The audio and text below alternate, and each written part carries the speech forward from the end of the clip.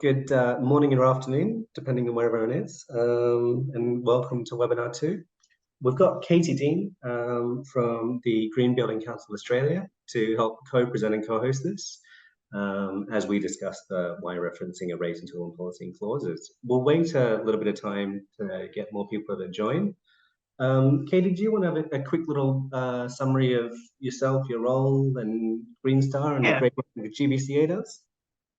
Thanks, Michael.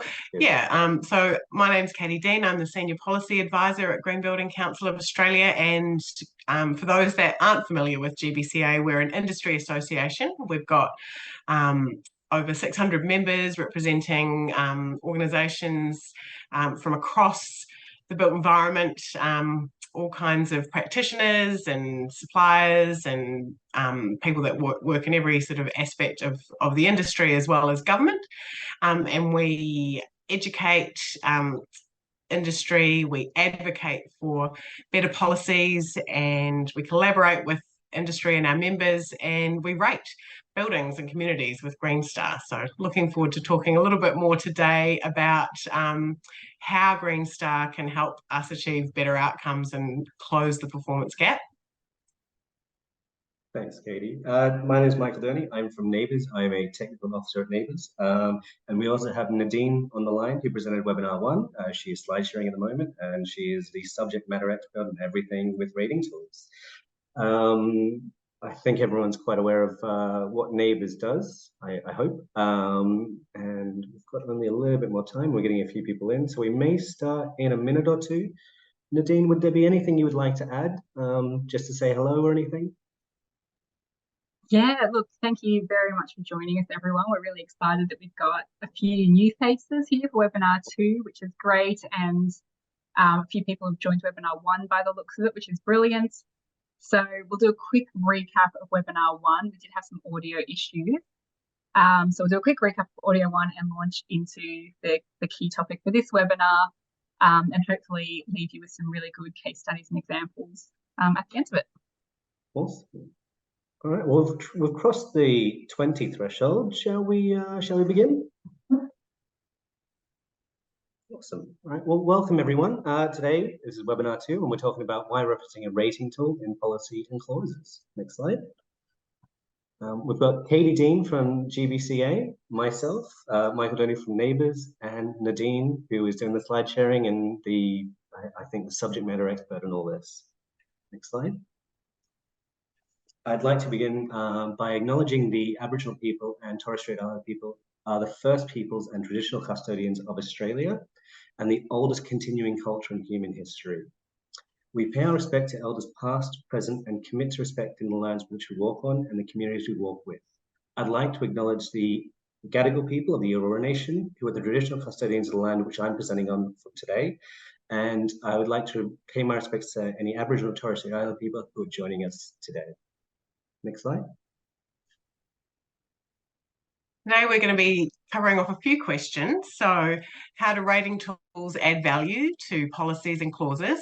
Why reference sustainability ratings in your policies? And then we'll dive into a couple of case studies and examples just to explain the key points that we've been discussing. Thanks, Katie. So the first thing, introducing to rating tools. Next slide. So why consider using sustainability rating tools in your policy? Well, the aim is to tackle the performance gap, to address recommendations from research into the performance gap in Australia and internationally, and also to extend your influence as a policymaker, planner, procurement professional, past the development stage or past the construct certificate stage into beyond the operational stage. Next slide. So a quick recap of webinar one. Katie? So buildings emit a quarter of Australia's total emissions. So clearly, you know, we need to tackle buildings if we're going to reach our net zero targets. Buildings also use much more energy than we expect. So we design them to a certain standard, but then when we come back and check them with rating tools such as Neighbours, we find that they're not performing where we thought they would. So there's definitely an issue we need to tackle there. All levels of government in Australia have set net zero targets, and local government have shown some amazing leadership for a number of years around, you know, being some of the first to set really ambitious net zero targets. So we want to recognise that and talk about how we support those goals with rating tools. And we'll talk also about how we need compliance with both the National Construction Code, but beyond minimum standards as well, if we're going to address the performance gap and reach net zero. Thanks, Katie. So as we described in webinar 1, the performance gap is the difference between what is predicted and the actual energy consumption operation. The predicted energy consumption generally occurs at that CC stage, where you do a JV model of some sort, be it through Neighbours, Green Star, or JV3 or JV4. And the big issue, of course, we're finding is that buildings are consuming more than what was predicted at that stage. Next slide. Katie? So unfortunately, data is a little hard to come by. So the Australian data that we used for the performance gap research was from Green Star and Neighbours. So basically a sample of buildings that had used both the Green Star and Neighbours certifications. But what that showed when we first did this research in 2013, an average of a 25% gap between predicted energy use from when the buildings were designed to their actual energy use once they were in operation. Thankfully, we're starting to close in on this gap in our high performance buildings. For instance, in 2013, 57% of the sample achieved their model performance, but in 2021, that was closer to 88%. So that gap is getting smaller, but the concern is that even with sustainability focused buildings, we're still seeing a gap. So we need to assume that there are some barriers that we need to overcome. And so building energy policy goals and broader emissions reduction goals, we need to work on a few different levers to get to where we need to be. And so the one report that Katie's mentioned, and there's quite a few reports, but the one we like referencing, the Green Building Council of Australia report, it reviewed design versus performance and it analysed the high-end offices with real-world data to compare ambition with reality. Now, as we've discussed, the key findings was that the gap closes when targeted. If you commit to Neighbours or Green Star, you're going to improve. If you monitor and manage, you'll know you can do better, and seeking to broaden scope. So the investigation to Australia's high performance office buildings represents just 14% of the market.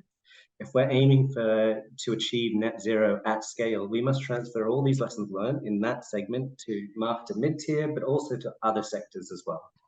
Next slide. So how can we close the gap? By setting standards, so outcome-based policies, by encouraging or requiring disclosure. For instance, we've seen great progress with the CBD program in Australia, raising awareness and encouraging competition. Modelling, so increased sophistication in modelling and design. Review, so independent quality assured processes to pick up issues and improve design, especially early on before it's down the track and much more expensive to rectify. And then fourthly, verification. So making sure that we are actually providing evidence and proving the outcomes that we're achieving, and prioritising conditioning and tuning to ensure resolution of issues that lead to performance gaps, and measuring and disclosing operational energy use so that we can compare to the design, but also challenge ourselves to do better. Thank you. So we're going to be just talking a little bit about Neighbours and Green Star, where we're different, where we're the same, and why we work well together. So to begin with, Neighbours with commitment agreements, that's where kind of the major scope is, or deep dives. Neighbours works a little bit on the design stage, but not as much as Green Star in terms of their modelling. There's also the design modelling and verification that both Green Star and Neighbours do, and Neighbours does operational performance and verification. Katie? Yes, so Green Star covers off a more holistic sort of approach to buildings. Very much, as Michael said, very important in the design stage to get all of your Green Star considerations lined up as early on in the design stage as possible. The modelling and verification stage is covered by Green Star, and Neighbours is part of how we do that. And as-built verification is really the main focus of Green Star rating tools.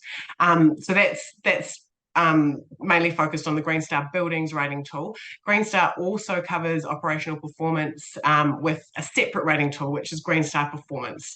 So it takes two tools to cover off this matrix with Green Star rating tools.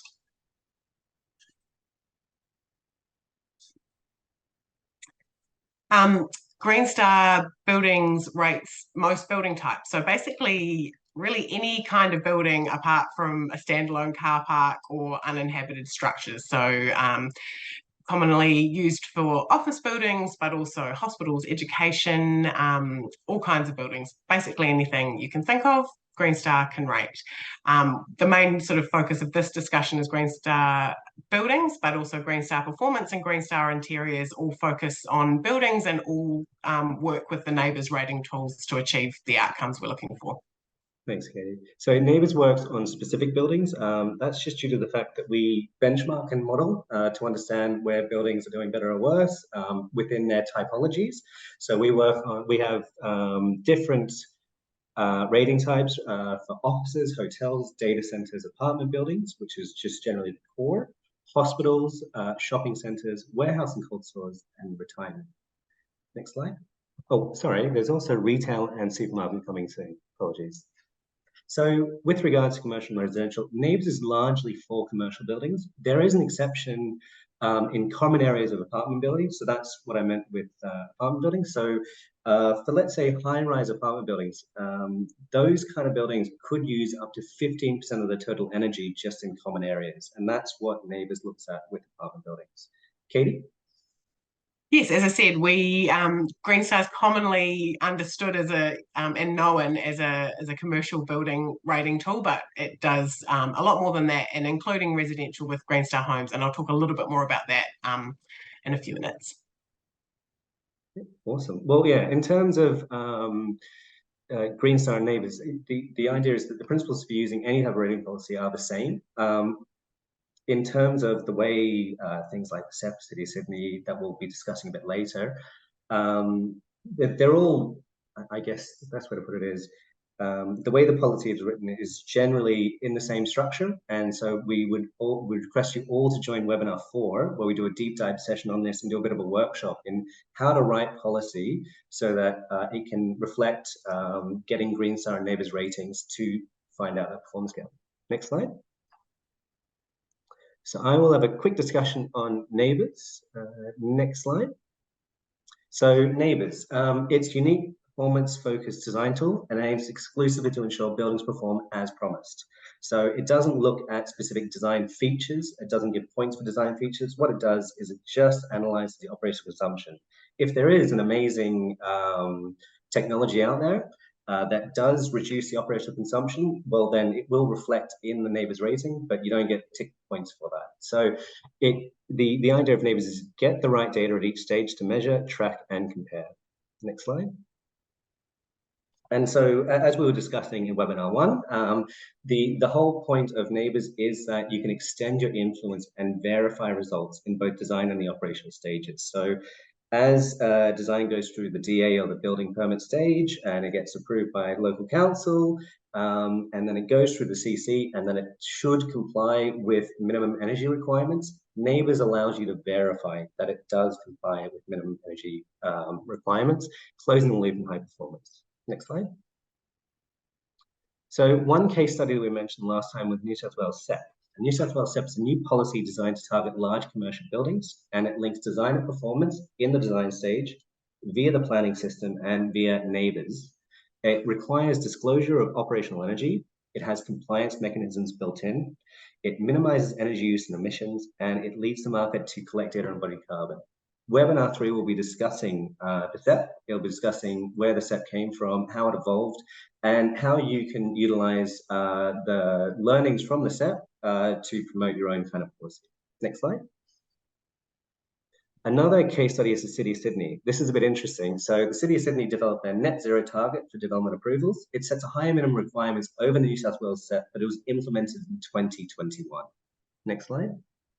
So this is part of their LEP, where the sustainable development in central Sydney tower clusters, where development consent must not be granted to a development for the purposes of office premises unless the consent authority is satisfied the appropriate measures will be taken to ensure the development is capable of achieving best practice energy performance.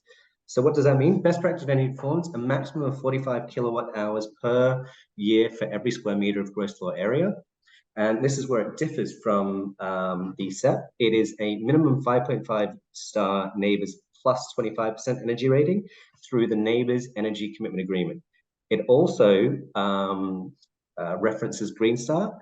It mentions Green Star building rating with a credit achievement in credit 22.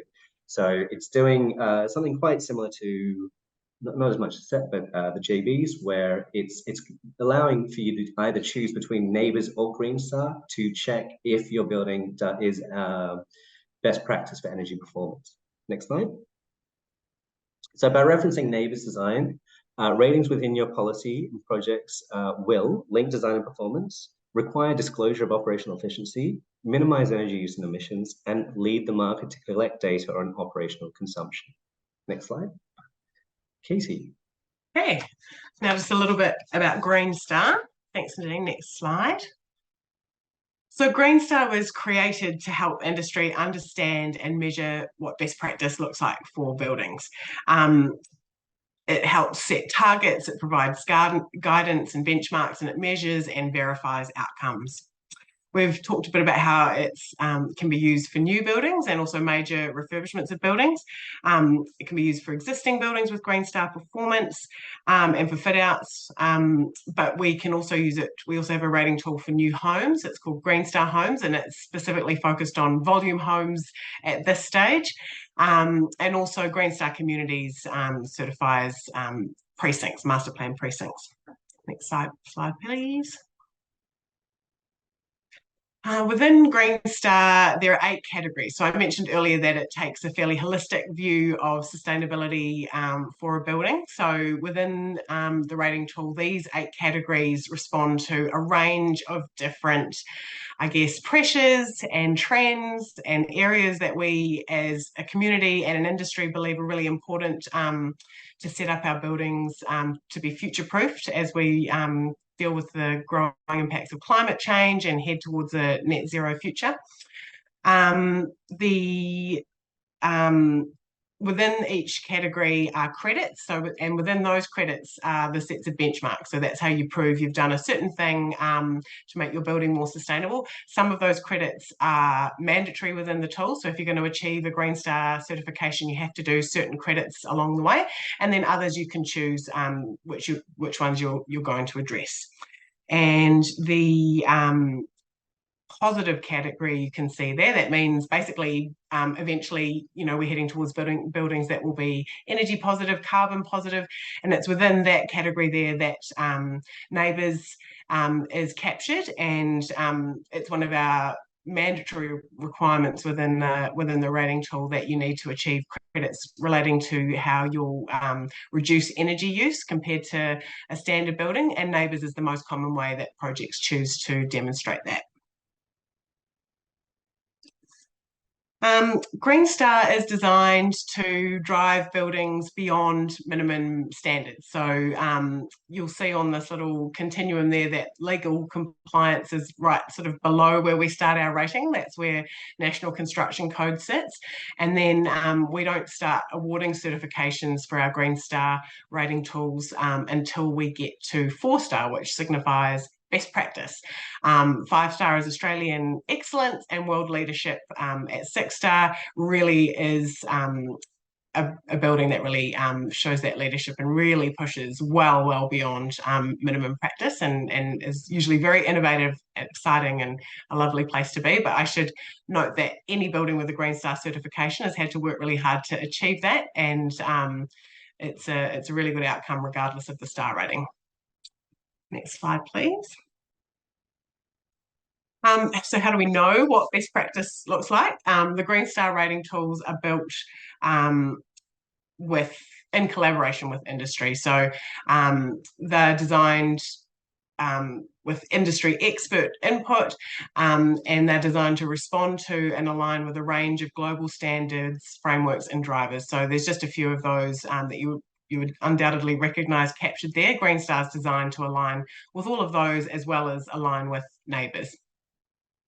The Green Star certification sorry, Nadine. The Green Star certification process is also quality assured. So we go through a stringent process to ensure that our independent verification process at GBCA is robust, and that provides certainty that benchmarks have been met. So a Green Star certification provides anyone with it that sees that or anyone that uses it for their project that those benchmarks have been met and the building is indeed achieving what it says it does. So I've got a couple of examples here too of how Green Star is being used in practice by councils to help really drive those more sustainable building outcomes. So as I mentioned earlier, local councils are showing great leadership in terms of trying to encourage their communities to head towards net zero and achieve higher sustainability practices in their developments. At City of Yarra, they have the sustainable design assessment and the planning process in place.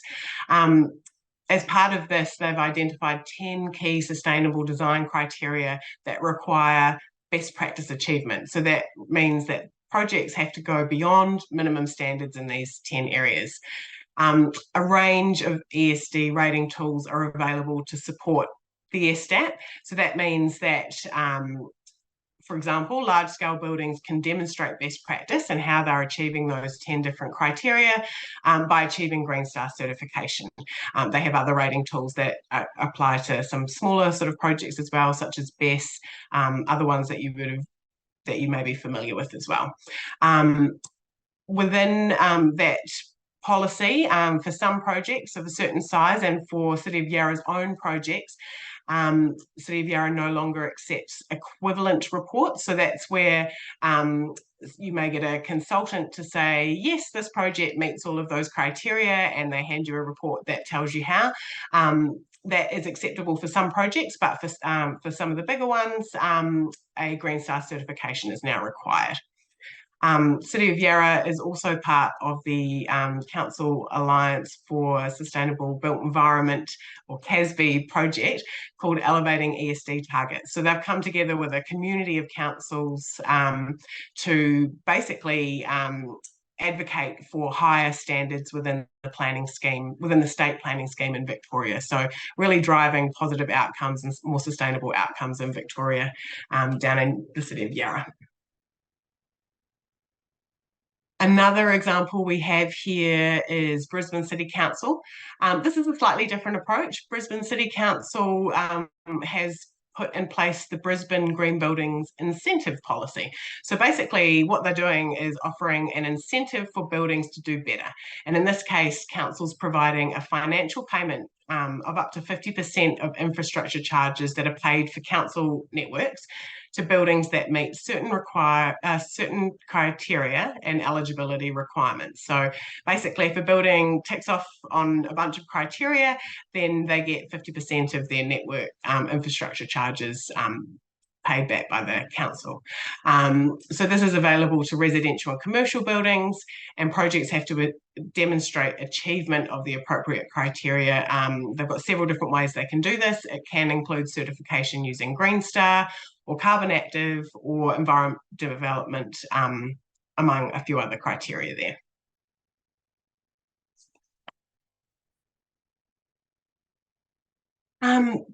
By referencing Green Star and or neighbours within your policy, projects that achieve certification can promote high performance buildings from the plan and design phase. So buildings that right from the outset are going to be aiming beyond minimum standards and have a better chance of achieving those in operation as well, and really narrowing that performance gap. With that focus, we're minimising energy use and minimising emissions, as well as, maximising a range of other sustainability outcomes. Certification with neighbours and Green Star provides certainty of outcomes with independent verification, as I spoke about just before. And really it's linking the design and construction part of a project with the ongoing performance. As we know, buildings are built to be around for decades and decades. So getting that design and construction right at the outset is really important, but the ongoing performance is even more important. So ideally through use of neighbours or Green Star performance, buildings will be performing at their sort of peak performance and optimal performance. Thanks, Katie. So what are the key takeaways? Next slide. Using Green Star neighbours together, you can have broad and holistic focus, energy efficient outcomes, and Green Star neighbours collaborate quite well together in terms of, I guess, the way in which our systems work. So we always recommend quoting both Green Star and neighbours within policy for that broad holistic focus. Next slide. Katie? By referencing rating tools like Green Star or neighbours, you get the support of the neighbours and GBCA teams to help you with building that policy. Quality assurance comes as part of that certification, and it really gives projects permission to push higher. Independent certification and quality assurance allows your local jurisdiction to check compliance once constructed and or in operation, whilst reducing the onus on policymakers and planners to verify. So basically neighbours and GBCA does the work on verifying how these projects are doing. It's not back on the planning team to have to read those reports and work out whether those benchmarks or requirements have been met. The certification process does that for you and gives you that certainty. Operational ratings also make ESD and efficiency a measurable, verified KPI for everyone. So it's a common language when using a rating tool like Neighbours or Green Star. Everyone's on the same page and working towards the same goal. And ensure the tool you reference checks compliance when and where you need it. Thanks, Katie. So the first thing is get the wording right. So quality assurance wording is critical, and come to us. This reduces the risk of loopholes or ways of getting out of certain things. So what we'd highly recommend is join us for webinar 4, where potentially Katie, but GBCA representative and myself will be putting it into practice. So we'll be having more of a, I guess, workshop kind of thing where we will go through and talk about the policy, the principles of how to write the policy, and then give examples of good and bad, hopefully, and as well apply that to your own. Next slide. Katie? So just, I guess, to recap and go back and answer the questions we started with. First of all, how do rating tools add value to policies and clauses?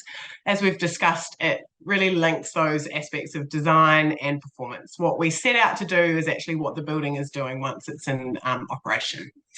In the design stage, you can help to drive those outcomes via the planning system. We've talked about a few ways that can be done. And by Neighbours and Green Star setting those, I guess, expectations or encouraging those rating tools really sets a building up for success. Depending on the rating, it may require disclosure of operational efficiency. As we've talked about, the compliance mechanisms are built in with the certification process for Neighbours and Green Star. These rating tools minimise energy and emissions and maximise other sustainability outcomes. They encourage the market to collect data. Data helps us measure, helps us work out whether we are really improving our performance overall, and it encourages innovation. Sorry, excuse me. It also extends the influence of the planning system and policy and design beyond the usual I guess, operation or influence of the planning stage. When we can encourage buildings to go beyond the minimum requirements, then we're really driving those outcomes towards those net zero goals. Okay. So why reference sustainability ratings within your policies? So as we've kind of went through today, by referencing sustainability rating tools in your policies, you promote high-performance buildings at the design phase. You reduce the onus on yourselves, the policymakers and planners, to check and understand all this technical data. You're getting a Green Star rating of 5-star, you're getting a Neighbours rating of 4.5-star, whatever it is. You get to see those, and that's in your policy. You don't have to check how many megajoules and all that and go through all the different things there. By referencing sustainability in your policy, you can validate and disclose operational consumption through measurements. You can also let your local jurisdiction lead the market to collect data and encourage innovation, and you can assist with closing that performance gap by gathering this data. So we've been talking about this performance gap, and it's one of those things where we don't know what we don't know because we don't measure yet. By doing this, we can see, are we actually achieving what we're intending to do? Next slide. So just to recap the examples there, we had the New South Wales Sustainable Buildings set, which demonstrates a statewide approach to driving sustainable outcomes. The City of Sydney's net zero targets is a really ambitious policy by a local government, showing how local policy can increase state and federal increase outcomes on state and federal minimum requirements. City of Yarra's SSTAT is an example of how certification with a trusted rating tool can demonstrate compliance with local ESD planning requirements. And City of Brisbane is providing an incentive to developers that can verify that they're delivering a high performance building. Thanks, Katie. So one thing Neighbours is trying to is working on the moment is closing the performance gap project. Next slide. So we're working with local and state governments to improve the understanding of the overlap of three critical sectors: planning, sustainability, and building certification. And we're seeking to address the desire for training, education, examples, and case studies, such as these webinars here. So the focus areas are compliance with minimum standards by looking at the design gap, understanding the performance gap, and being able to measure it. We can see that we are or are not complying with minimum standards. Encouraging voluntary targets beyond minimum standards is a great way to promote more stable outcomes. And with regards to this study, we've got quite a lot of resources created based on feedback. So we've got online training, which you can join and log in soon. We've got the webinar series, which we're doing right now. We've got plenty of case studies to talk about. And what we would like to do, especially in webinar 4, is play with those example wordings and looking to close the loopholes when using ratings in policy. Next slide. So with regards to online training for Neighbours, there's quite a lot of free in-depth courses for government and staff available on Neighbours training page right now. It covers net zero, design and performance, Neighbours, just what Neighbours is, the NCC, and the planning system. So if you would like to understand above and how they interact with the opportunities between them, we will send a link to the training page. Next slide. Katie? GBCA also offers a range of in-depth courses. You can visit our website to find out more about these, but these cover a range of topics, including net zero and beyond that to a climate positive pathway. Obviously, Green Star rating tool information from foundations course through to advanced. We've got a big focus on electrifying existing buildings, and of course, sustainable development through local planning. Thank you. So we've done one webinar so far, which was the design and performance of Power of a Unified Approach. That's on YouTube. We're currently presenting webinar 2, why reference sustainability rating tool and policies. So we've found the problem. We're talking about ways of resolving the solution. The third webinar will talk about the New South Wales SEP and how it evolved and what problems it does solve, how it did it, and all the different processes and changes. And then webinar 4, we'll have the GBCA back with us, and we'll be putting into practice what we've learned in the first 3 webinars to work on policy and understand how it can be written and well acted upon. And from both Neighbours and Green Star, we'd like to thank you. Yeah, anything else, Katie? No, nothing else. Just looking forward to hopefully getting into some discussion with our lovely participants. Absolutely. Awesome. Well, questions. So we've got a question from Kent Bull, and he asked the question: how does the GBCA and Neighbours compare with the BESS tool? How do you work around the restrictions within Chapter 2, Clause 2.2 in the State Environmental Planning Policy? I will have to look at that myself right now, Kent. Do you know much about the BESS tool, Katie?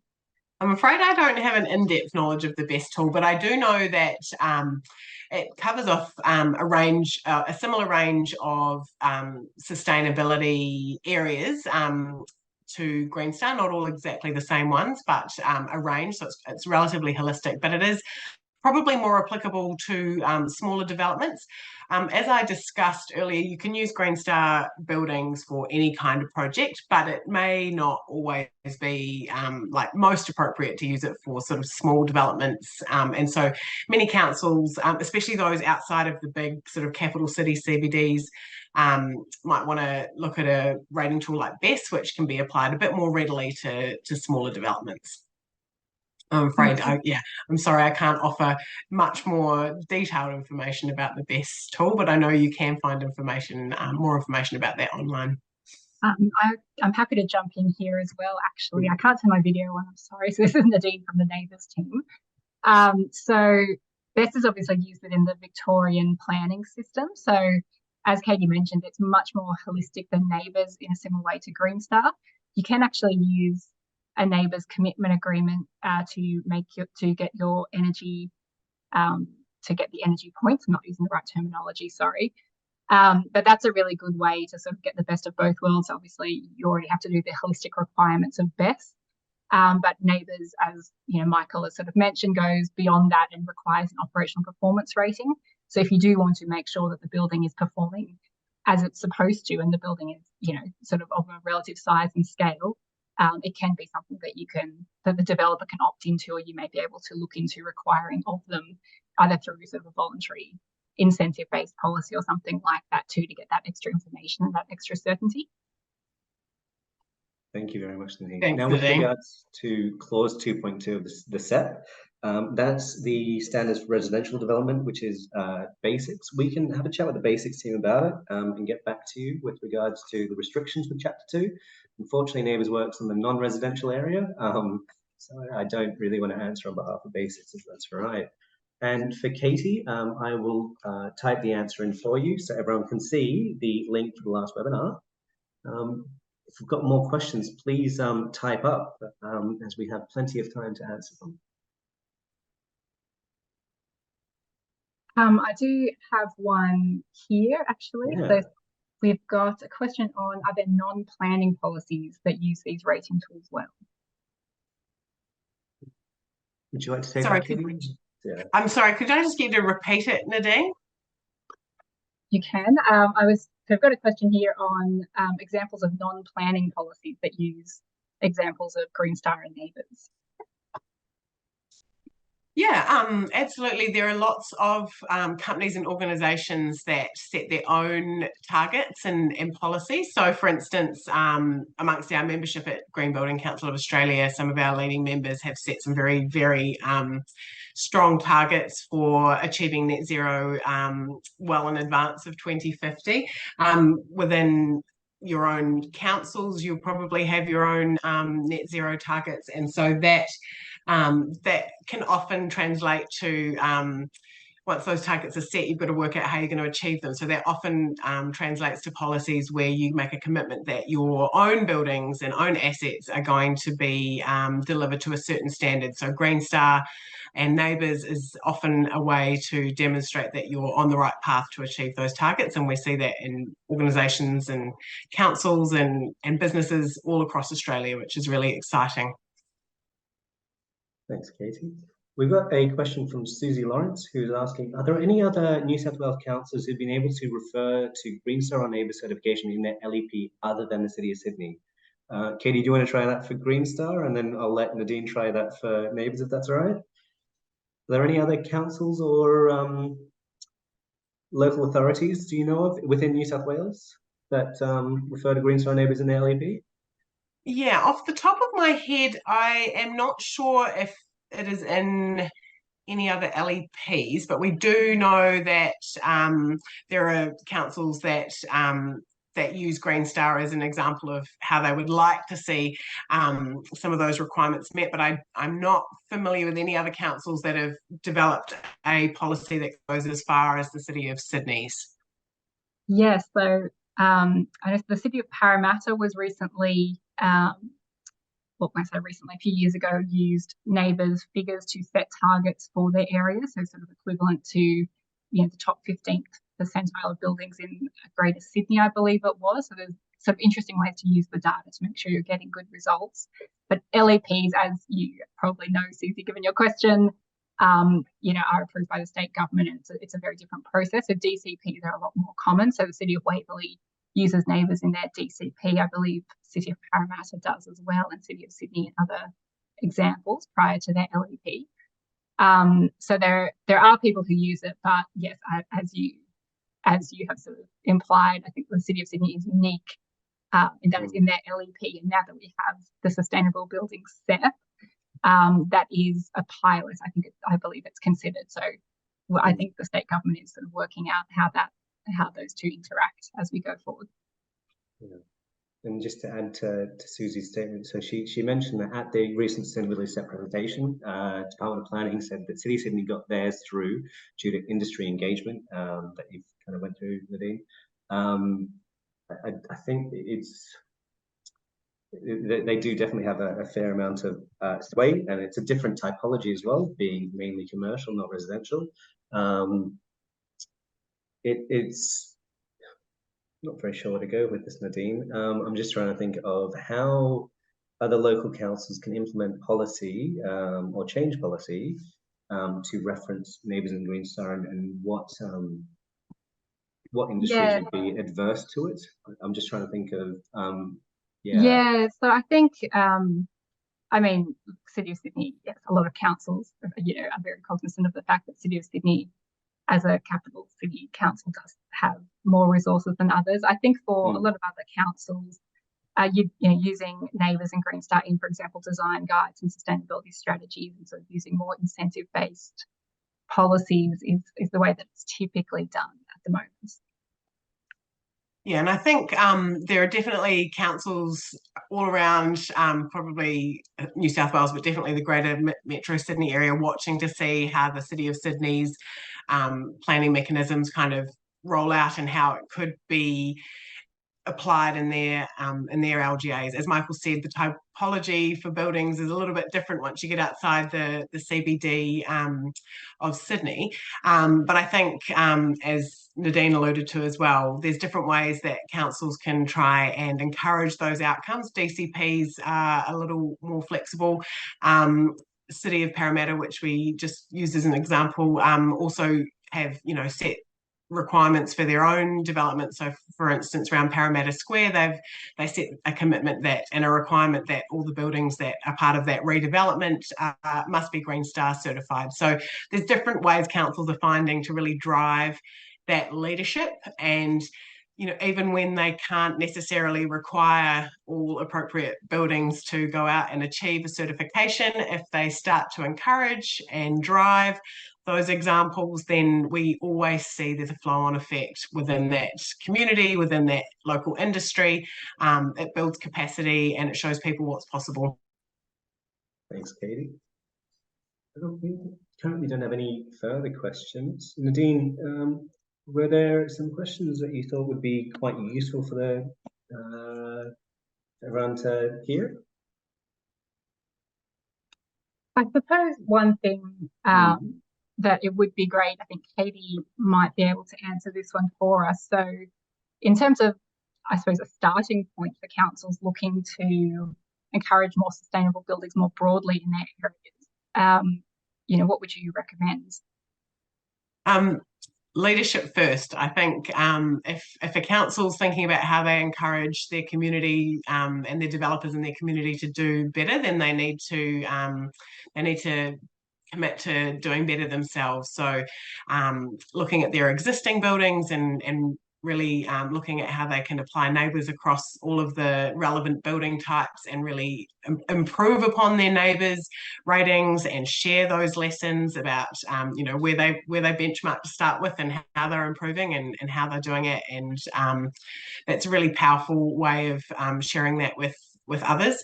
I think and committing to Green Star as well. So especially when you've got a new project and it's going to be something that's going to be very visible in the community, committing to high Green Star and neighbours certification really shows people what's possible, but it also gives, presuming that you're going to be using local trades and suppliers, it gives those people opportunities to work on a project that is working towards Green Star and neighbours benchmarks.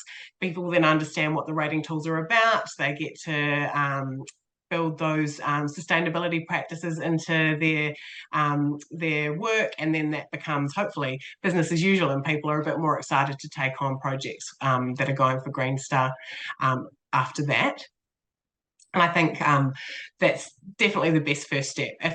And then once you're looking beyond that to the rest of the community, then considering where incentives might be appropriate, and considering whether there's even just awareness raising or education that you can do for your local development community around what sustainable building actually means, and where the opportunities to go beyond minimum practice lie.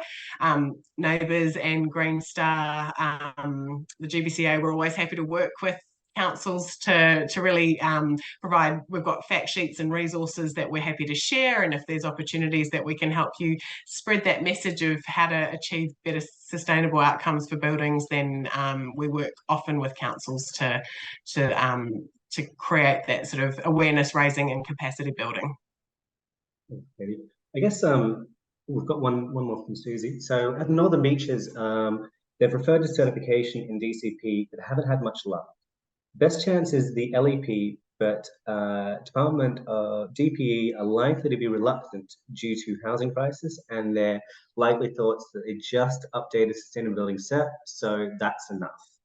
And they've committed to reviewing it in 2025.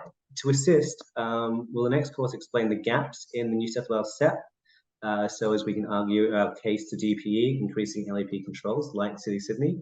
We have begun the slides for that presentation, but I think that's a very good point that I'd like to add in. To be honest, Susie, I don't want to answer the question here because I want to keep you for the next presentation, if that's all right. But thank you for that point. We will answer that in the next presentation. One thing I thought was, thanks, Susie. One thing I thought would be quite interesting to talk about is what is the difference with rising policy for commercial buildings like the City of Sydney compared to residential buildings? Nadine, would you be able to assist with kind of talking about, yeah, what's the difference between rising that kind of policy? Is there anything different you need to look for? I think the principles obviously are very similar. It's about making sure that you're setting the right targets, both for your area and in comparison to sort of other policies, you know, for example, state government policies and that sort of thing. But making sure that you're referencing, you know, the right rating tool, you're using the right wording, you've got the right targets, but also that you're making the most of the rating tool that you're using. And so, you know, I think we've got some interesting examples that we've already mentioned. So obviously I'll lean on Green Star and NABERS we've got here, but Green Star has a range of categories, and you know, different councils obviously have different local priorities based on sort of, you know, sort of resident priorities and that sort of thing.